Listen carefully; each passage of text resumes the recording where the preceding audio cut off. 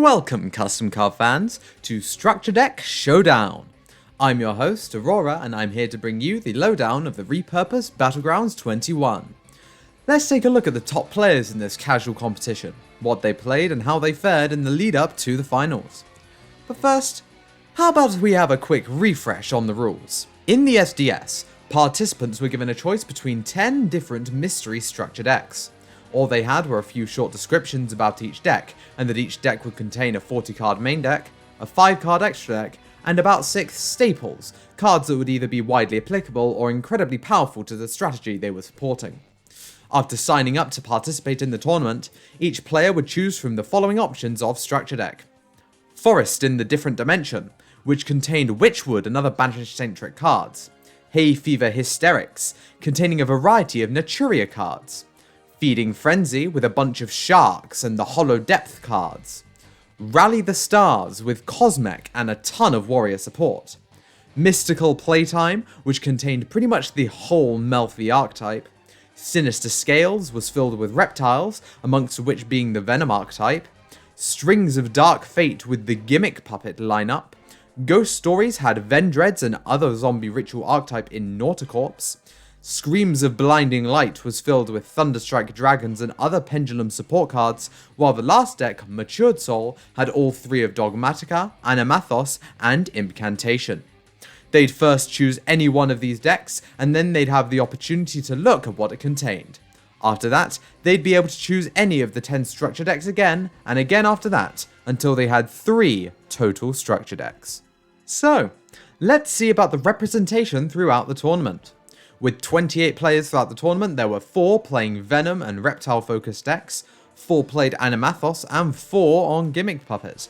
3 were on each of Witchwood, Nauticorps, and Thunderstrike Dragon, 2 were playing each of Melfi, Hollow Depth, and Mishmash decks, and 1 was playing Cosmech. And that brings us to the top 8. And starting off, we have Supreme TTT, who took 3 Sinister Scales and played Venom.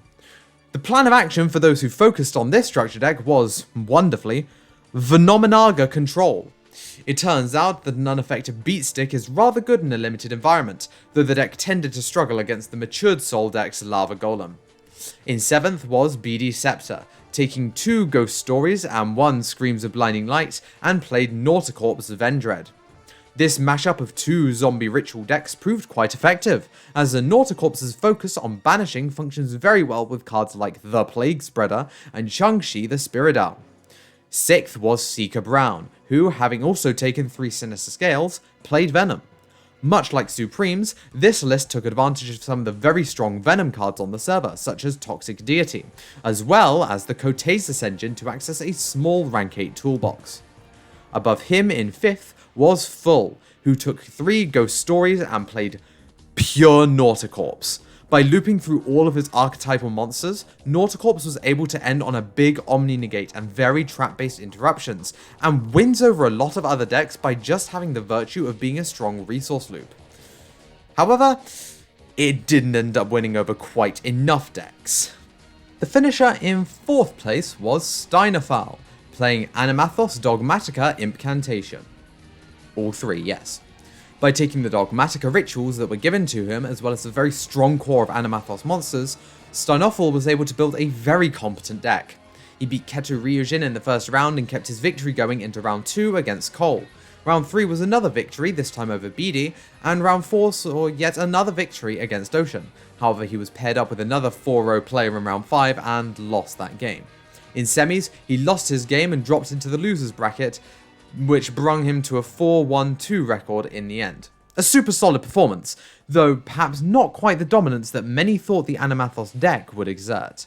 The 3rd place finisher was Ake Dragon, playing what can only be described as the Witchwood pile? Though it was really just an enigma. The only duelist in top 8 to choose 3 different decks, Ake's list included a Witchwood package to complement a Melfi core, and had a transformative sideboard into Vendread to boot.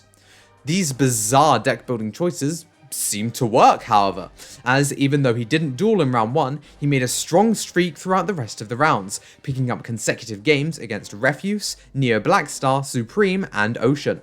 Though he was eventually defeated in semis, his one loss over Steinafal's 2 gave him the edge in standings, placing him in a very unexpected third. In second place was Spaghetti, who took 2 Forest in the Different Dimension and 1 Screams of Blinding Light to play Pure Witchwood. This deck was just fantastically competent, utilising strong staples from the Thunderstrike Dragons deck like Astrograph Sorcerer and Torrential Tribute. His sideboard included a more macro strategy, with Grenmarju de Aiza likely pushing for OTKs and going second scenarios. Much like many of his previous tournament appearances, he went undefeated in the rounds, first beating Supreme, Omega and Yum, before defeating the first place finisher, then cleaning up with Steinoffel. He dispatched of Ake in the semis, but then lost in the revenge run back to end in second with a 6-1 record. Very impressive indeed. His challenger, however, was Dome Dread, who took 3 mystical playtime to build Pure Melfi. With a strong archetypal extra deck and a main deck filled with cards focused on continually churning out rank 2s and forbidden quick play spells on every corner, this deck almost looks constructed. Aside from his fateful first duel against Spaghetti's Witchwoods, Dome won all of his duels, and a large number of them in 2-0 fashion. He first beat Luigi, then Sock, then Meowly to reach the top of the tables, but lost there to Spag. Not letting it dishearten him, he beat BD to enter the final bracket, defeated Steinoffel, and reached the top to topple Spaghetti in a match that we will now watch. So this is the final match of the SDS, the game between Spaghetti and Dome, and as Dome says, and so we meet again. Seems that Dome is here for vengeance. Dome is here for blood. Absolute, and it's been a bloodbath so far with a rock, with an absolute, they're just trying to beat each other to death with rocks. Dome is going to win the die roll and is going to choose to go first. Okay, let's see what we got.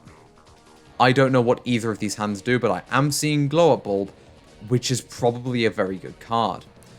Dome is going to be first here, so we're just going to see what Dome's doing. It's going to be an Obedience School to start it off. Honestly, that's just probably good. Really good. Summoning Melfi Puppy, Melfi Wally, and Tropeagus.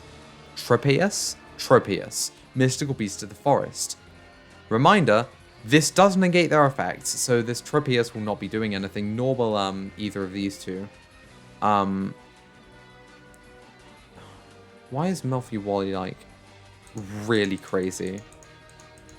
Okay, it doesn't really matter. We're going to be overlaying the 2 to summon the Melfi of the Forest, then trigger the effect of the Melfi of the Forest, detaching Puppy, in order to search for Melfi Playhouse. Fun. This is just going to be 2 compulsors. We're then going to normal summon a Calantosa, Mystical Beast of the Forest, to summon the Joyous Melfis, which isn't going to do anything. Here, we're just going to set the one Playhouse and pass the turn. Oh, and the end, of course, during the end phase, you can special summon the Wally and the Catty from the hand. True. That's what Melfis do. Spag's going to draw, and the draw here, I think, was the Monastery? Doesn't really matter. This is what the hand is at the moment. We're going to start off by special summoning we're going to start off special summoning DD Rift Heroine, which is Cyber Dragon. This is Cyber Dragon. During the battle phase of this card, battles and opponent's monster, you target that monster, banish both that card from the field and... Oh, and this card is really cool. Anyway, on summon, Melfi Catty will be activated, returning itself to the hand and then adding a beast monster from the deck to the hand. Assuming this is going to be what, Alpha? No, we're going to add Penny so we can go for the Synchro later. That's fun. Then we're going to activate Melfi of the Forest. If another face-up Melfi you control returns to the hand, you entire face-up monster your opponent controls, it cannot attack and its effects are negated. So that DD Rift Heroine is now going to be negated. Interesting. Spaghetti is not going to be deterred and is going to instead activate Monastery of the Witchwood, staying in the main phase to search for Dryad in Witchwood, and then we're going to normal summon the Dryad in Witchwood, which is going to get met with an activation of Melfi Wally. Since our opponent has normal summoned a monster, we're going to be able to return this card to our hand, and then special summon 2 Melfi monsters with different names from the deck. This is crazy. We're going to summon a puppy, and then we're going to summon a birdie. This one will add a spell trap to the hand when it's returned to the hand, and Puppy, as we already know, will be special summoning another Melfi from the deck, or just any level 2 or lower beast monster, so we might be seeing a Kalantosa coming out of the deck. The Dryad in Witchwood here is going to be banishing the Summoner in Witchwood. This is interesting, where you'd usually go for a Hunter. We're instead going to be going for Summoner, since the token it summons can be used as a synchro material with this Dryad in Witchwood for one of the Witchwood synchros. So we're going to be summoning the token, and then it's not a tuner, but it will be used as a material. We are going to be activating the effect in the hand of Melfi Pinny to quick effect special summon it from the hand and synchro. Wait, using this monster and no way it uses synchro materials from the hand. Huh? Using this card and Melfi monsters in your hand, so it's going to sync itself with Wally to summon Merry Melfis, and then use Merry Melfi's effect to bounce the token. But Spaghetti does not care and is going to activate 1-for-1, pitching the Glow Up Bulb to summon a Paladin in Witchwood directly from the deck. This is insane counterplay. Chaining the effect here is going to be Melfi Puppy, and chaining to that is going to be Joyous Melfis. If an opponent special summons a monster, you can return this card to the extra deck, then special summon a Melfi Xyz monster from the extra deck. Interesting. So Joyous Melfis is going to be returning to the extra deck and special summoning the number 134 Melfi Noodle Draggy, which, if another placement Melfi returns to the hand, you target a card on the field and return it to the hand. There's just such an insane element of recurability and just interaction in Melfis here. Kalantosa is going to trigger in order to destroy a card on the field, and that card that's going to be destroyed is going to be the Dryad in Witchwood. Nope, this one gets destroyed because this is Kalantosa. Next up is going to be an activation of Encounter in the Witchwood, which is going to special summon back the Dryad, or is it going to be the Summoner? Either or. Probably the Summoner here, right? No, oh no, because Summoner's banished. Whoops. I imagine reading. We're going to special summon back this Dryad, and that's going to get met with this activation of Melfi Birdie, which is going to bounce itself to the hand and search for a Melfi spell or trap, which is going to be Melfi Hide and Seek in this case, so we can then recur some Melfis from the graveyard next turn, which is going to trigger the Noodle Dragon, bounce it back to hand. But we're not done. We still have the Glow Up Bulb in order to mill the top card of the deck and special summon it. It's going to be an Inferno Dragon's Eruption. Unfortunately, nothing we can use in the graveyard here. And then we're going to Synchro Summon. No, we're going to activate Winds of the Witchwood's Peak first. This card is going to allow us to add any Witchwood spell or trap from our deck to our hand, which is going to be Protection in the Witchwood. This is because we are going to be ending with a couple of Witchwood monsters here. We're then going to set them on. We're going to set it and we're going to pass. We need a non-tuner. Do we need a non-tuner Witchwood? I'm pulling up the database. We're pulling up the database. We're going to look up Witchwoods. Witchwood. Just checking the synchros. It does need a non-tuner synchro monster, and I'm assuming they're both like this. Yeah, this is completely correct on Dome's part to be removing this Dryad from the equation. We are still going to be ending on a pop 2 trap, but I don't think it's going to be quite enough, especially since we have the Melfi Playhouse in the end phase to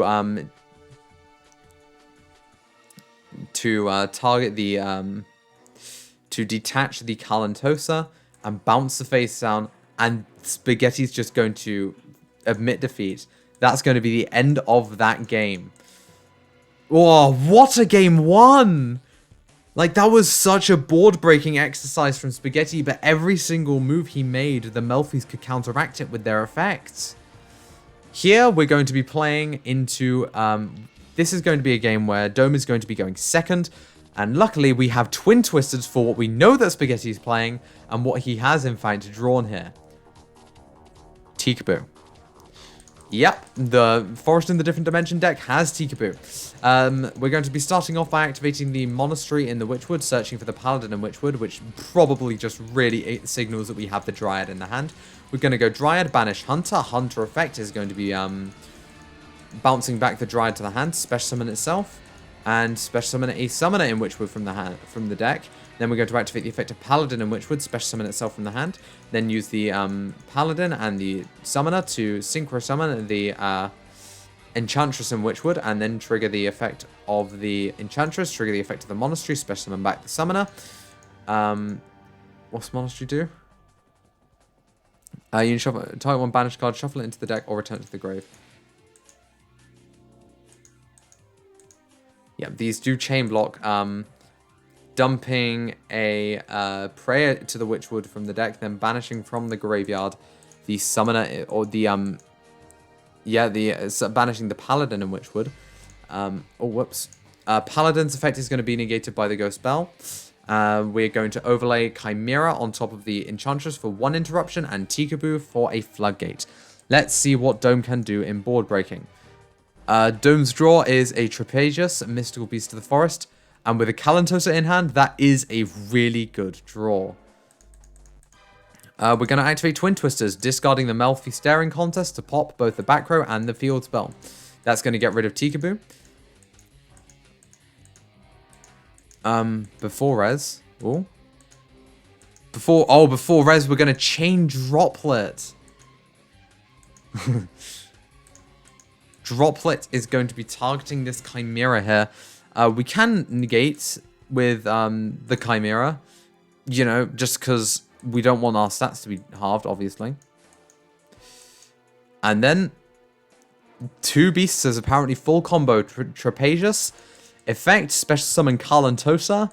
Kalantosa effect to pop the Chimera. Overlay into Melfi of the Forest. Melfi of the Forest effect is going to search for a Melfi card. The Melfi card we're going to be adding here is going to be Melfi Wally.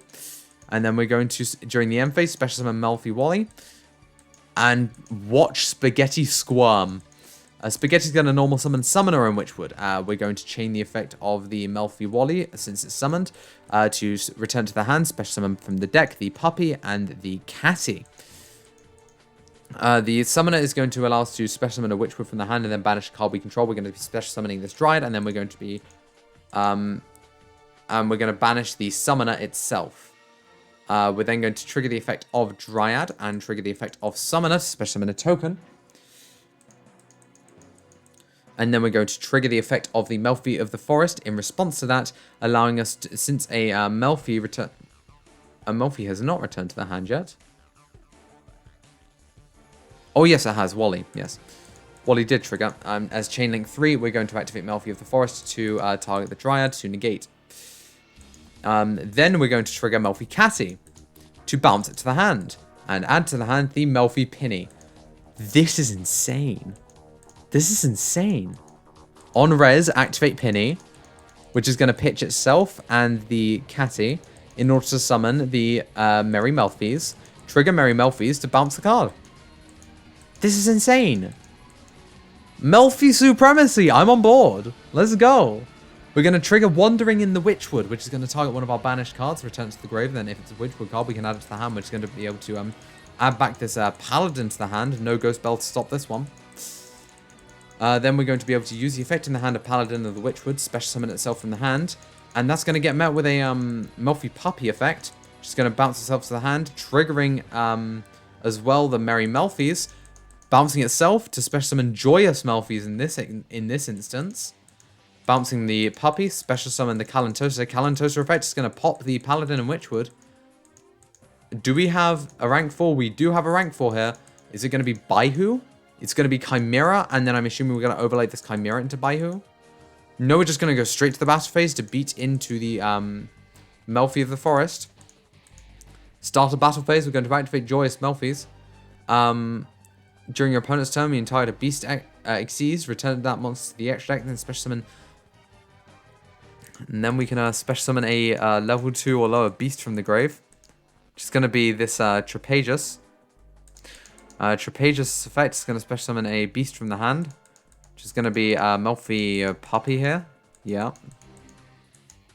And then that Melfi Puppy is going to get targeted for the attack. It's going to get banished. Or it's going to get destroyed since it can't bounce itself. And then that's going to be the end of the turn. It's Chimera Pass, unfortunately. Then we're going to overlay the Kalantosa and the Trapezius to summon a number 134 Melfi Noodle Draggy. Activate the Melfi Noodle Draggy, detaching to boost them both. They're big Melfies. Oh yeah, baby. This is an 1,000 attack Melfi Wally.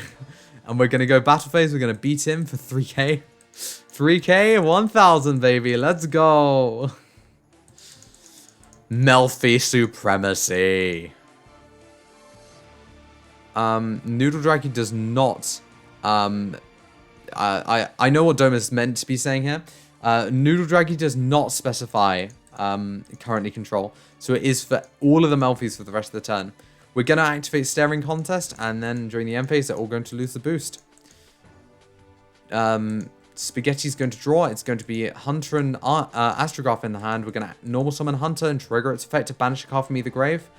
And then we're probably just going to be banishing one from our grave. That's going to get chained to by the Melfi Wally, which is going to special summon a Birdie and a Catty from the deck. This Catty is setting up just so heavily for a Penny play, although I don't think we actually play. Again, I'm pulling up a different tab here. I'm pulling up my Discord just to check the list. I don't think we're playing double Penny. We are not. We're only playing the one Penny. I don't think we're playing any extra. No, we're not playing any extra in the side either. So we can only be playing the one Penny. So I'm interested to see what this Catty actually adds if and when we actually get to that point. So we're going to summon back this Dryad, and then that's going to resolve, banishing the Summoner in Witchwood. We're going to trigger the Summoner in Witchwood, special summon a token. And now we're going to trigger the effect of Birdie, bounce itself back to the hand in order to add a Melfi spell trap from the deck to the hand. That spell trap is going to be the Hide and Seek. Then we're going to trigger the effect of Melfi Noodle Dragon, since the Melfi returns to the hand, bounce a token. And then we're going to overlay into a Baihu in Witchwood, which is going to be... this is just a card. This is just going to negate a card on the field's effects. On summon, it's going to be activation of Melfi Catty, as it kind of has to be activated here, which is going to then get chained to by the Joyous Melfis, which is probably going to bounce this Noodle Draggy. Yep. Gonna bounce this Noodle Draggy back to the extra deck, special summon back the special summon out of Kalantosa. Kalantosa's effect is going to pop. That's going to trigger Astrograph Sorcerer. Has this Cathy triggered? What does this Cathy add? I don't think it did. Oh dear. Seems like we've forgotten. It doesn't matter. Astrograph is going to get special summon from the hand here since the card we control was destroyed. And then I'm not sure what we're choosing here for its effect. But we are going to trigger the effect of this Enchantress in Witchwood, returning 2 banished Witchwood cards to the graveyard, special summon itself from the graveyard, and then and then we're going to go Baihu into oh, you can only summon Baihu once per turn. That's such a shame because Baihu has such a good granted effect to the Xyzs it summons. We're just going to beat over the rest of the board, losing 600 from this Enchantress beating over the Melfi Xyz we have. And sometimes you just draw Obedient Schooled, and that's going to be the end of the game. What a really interesting match. Witchwood just not quite able to find a foothold against the endless line of Melfis. I'd be really interested to see what the duel was between Melfis and Witchwoods that ended in a 2-1 victory for Spaghetti. And definitely leave a comment if you would like to see that game in its entirety. However, for now, just congratulations to the 4 Top Cut duelists and a very hearty thank you to everybody who participated. These tournaments aren't possible without you, so it's wonderful to see so many people taking part, and I'm glad that everyone enjoyed the event that I curated this time. If you want to be a part of the next EXU Battleground, be sure to check out the Discord link in the description. As always, be sure to like the video if you enjoyed and tell us what you thought down in the comments. Subscribe if you want to see more custom card content, and click the bell icon if you want to be notified every time we upload. That's all from me for this special Battleground Structure Deck Showdown report. Report closed.